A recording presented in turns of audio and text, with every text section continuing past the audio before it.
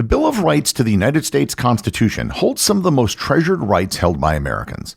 This includes the rights of free speech, religion, assembly, due process, and protections against unreasonable searches and seizures and self-incrimination. However, there are other parts of the Bill of Rights that don't get quite as much attention. Learn more about the Third Amendment and why it was put into the Constitution on this episode of Everything Everywhere Daily.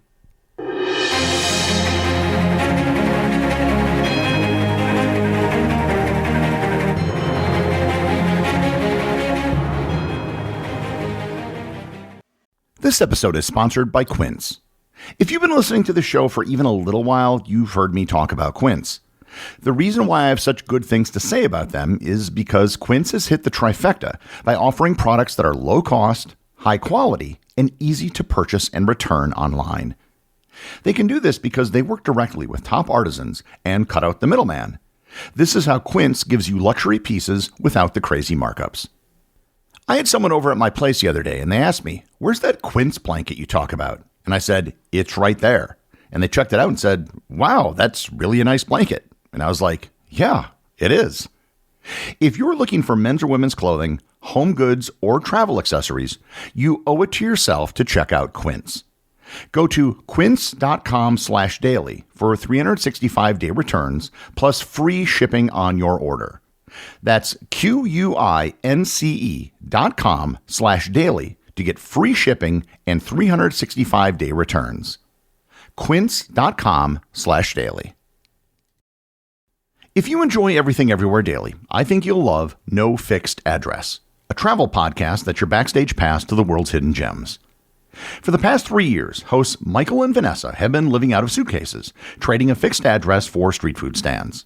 They're obviously my type of people. And for season 2, they're diving deep into food, not just what's on the plate, but the people, the places, and the stories behind it. Listen in on a midnight kitchen session with one of Colombia's most beloved chefs. Taste what top chefs call California Gold, an ultra-premium uni hand-harvested by the state's only female diver. And step back in time for a matcha ceremony with a tea master in Japan. Plus, hear from travel experts like Travel Channel and PBS host Samantha Brown on which destinations have shaped them and how to get the most out of every journey abroad. No Fixed Address is available wherever you listen to podcasts. The Bill of Rights is one of the most important documents in American history, and one could argue in world history. It was one of the first documents with the power of law that explicitly laid out a series of rights that were given to all citizens in a country. Proposed in 1789 and ratified in 1791, the Bill of Rights was, on one hand, a timeless document, but on the other hand, it was very much a product of its time. The authors of the Bill of Rights were fresh off the American Revolution, and their primary concern was to ensure that they didn't have to suffer the indignities that they suffered under the British. As such, some of the things in the Bill of Rights were of great importance to Americans in the late 18th century, but aren't really relevant to people in the 21st century. This, of course, brings me to the Third Amendment. The Third Amendment is short enough that I can read it in its entirety right here. It says, quote, "No soldier shall in time of peace be quartered in any house without the consent of the owner, nor in time of war, but in a manner to be prescribed by law." End quote. To our modern ears, this might seem odd. My guess is that most of you have never really thought of this and certainly have never spent any brain cycles worrying about soldiers busting through your door to sleep on your couch. It isn't a very controversial amendment. I think everybody can agree that they don't want soldiers living in their home against their will. By the same token, I also don't think the military is really thinking about putting soldiers in people's homes. So, why is it there? It all goes back to 1754 with the French and Indian War, which was just the North American theater of the larger 7-Year War. If you remember back to my episode on the subject, this could be considered the first ever world war, given that it was fought on multiple continents around the world. The war arose from long-standing territorial disputes between Britain and France over the Ohio River Valley and other parts of the North American frontier. Both European powers had colonial claims that overlapped in these regions, and they formed alliances with various Native American tribes. The British primarily with the Iroquois Confederation, and the French with the Huron, Algonquin, and others. The conflict officially began in 1754 when a young lieutenant named George Washington, then a Virginia military officer, led a failed expedition against the French Fort Duquesne in present-day Pittsburgh, Pennsylvania. Britain escalated its military commitments under Prime Minister William Pitt, deploying large numbers of troops and investing heavily in the war effort. The war ultimately ended in a decisive British victory in North America with the Treaty of Paris in 1763, which gave Britain control over Canada, all French territory east of the Mississippi River, and Spanish Florida. However, this triumph came at an enormous financial cost. The British government emerged from the war with a massive debt, and maintaining the peace in these newly acquired territories, especially the vast restive interior, required a continued military presence. British policymakers believed that colonial contributions to both defense and the cost of stationing troops were not only fair but necessary. Colonists, however, disagreed. They saw the large standing army not as a protective force, but as a tool of control, especially since the war against France was now over. Further compounding tensions was Pontiac's Rebellion in 1763, a Native American uprising against British rule in the Great Lakes region. The violence convinced British authorities that a permanent military garrison in North America was essential for protecting settlers and asserting control over the frontier. To support this standing army in peacetime, the British enacted the Quartering Act of 1765. The act required colonial legislatures to provide housing, food, and supplies for British troops. While this act did not force colonists to house soldiers in private homes unless absolutely necessary, many colonists believed it violated their rights and privacy, especially since they had not been consulted or represented in the decision. The act also symbolized a broader issue: growing imperial overreach and the perception that Britain was treating the colonies more like subordinate territories than equal partners. The colonies objected not only to the financial burden of supporting the troops, but also to the presence of the troops themselves, whom they increasingly viewed as occupiers rather than protectors. The end of the French and Indian War didn't end colonists' discontent. If anything, it made things worse. The original Quartering Act of 1765 had required colonial governments to provide barracks or public buildings such as inns, stables, or alehouses for British soldiers. If such accommodations were unavailable, the act allowed for temporary housing in other facilities, but it stopped short of explicitly allowing troops to be housed in private homes. This restriction, combined with colonial resistance, rendered the act difficult to enforce. For example, in New York, the Colonial Assembly outright refused to fund the housing and supply of British troops, leading Parliament to suspend the Assembly's legislative powers temporarily in 1767. Other colonies complied only grudgingly or partially, often delaying the implementation or resisting the full provisioning of soldiers. British commanders, tasked with maintaining military discipline and a presence across a vast colonial landscape, often lacked sufficient housing, especially in key urban centers like Boston, where tensions were already running high. Thus, from the British government's perspective, the 1765 law had too many loopholes, gave too much deference to colonial legislatures, and failed to ensure a reliable and immediate means of housing soldiers wherever they were needed.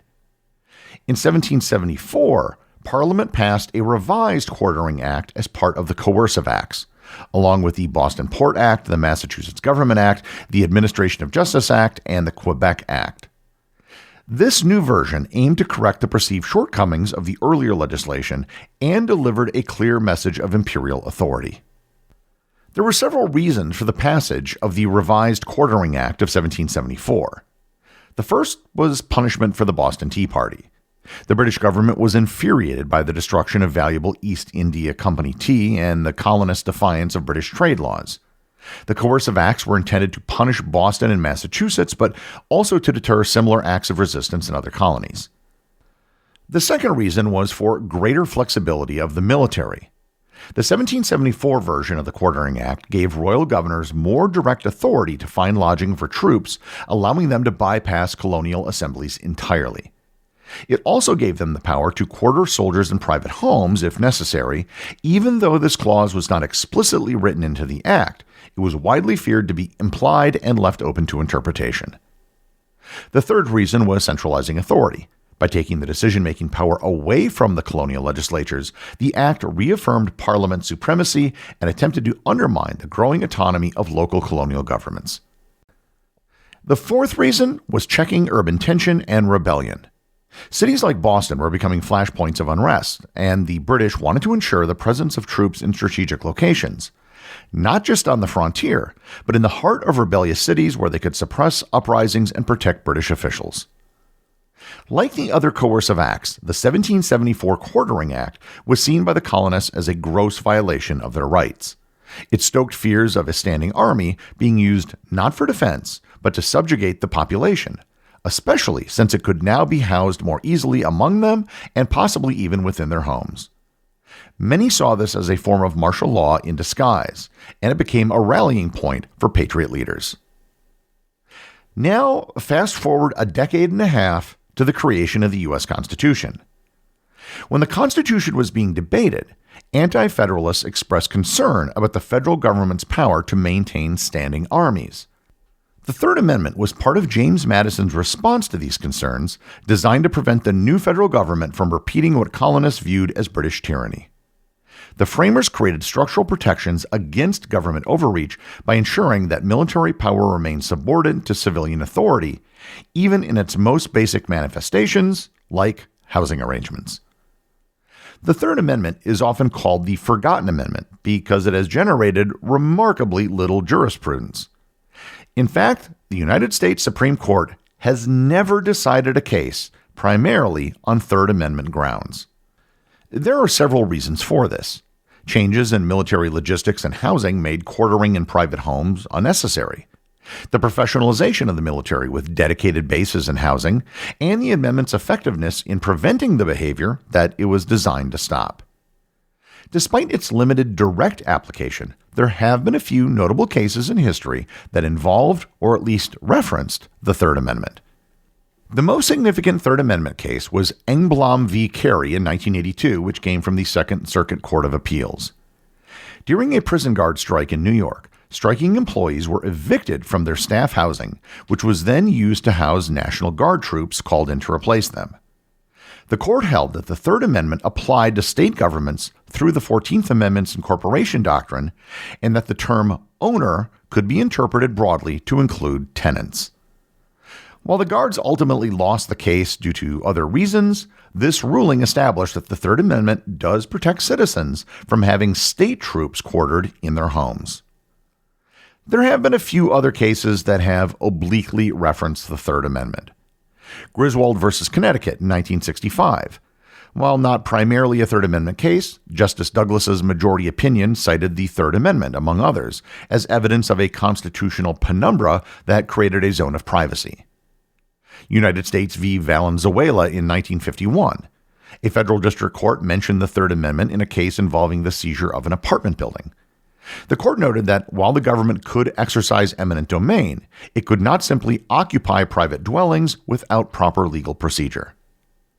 And the other is Mitchell v. City of Henderson in 2015.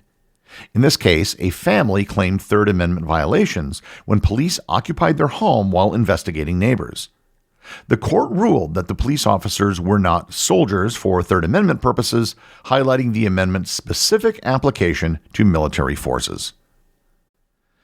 However, I should note that while there hasn't been a Supreme Court decision based on the Third Amendment, military troops were billeted in civilian houses during both the War of 1812 and the American Civil War. However, no court cases ever went to the Supreme Court for it to render a decision. While the Third Amendment hasn't been relevant to modern jurisprudence, there was a good reason for its initial inclusion at the time. The Founding Fathers were concerned about a repeat of the indignities suffered while they were a colony. And for the most part, they did a really good job. But in the case of the Third Amendment, they covered an eventuality that never really became a concern. I have a feeling that if we could go back in time and tell James Madison that the Third Amendment wasn't really necessary, he'd still probably want to put it in. Because it's better to have an amendment you don't need than needing an amendment that you don't have. The executive producer of Everything Everywhere Daily is Charles Daniel. The associate producers are Austin Oakton and Cameron Kiefer. I want to thank everyone who supports the show over on Patreon. Your support helps make this podcast possible. I'd also like to thank all the members of the Everything Everywhere community who are active on the Facebook group and the Discord server.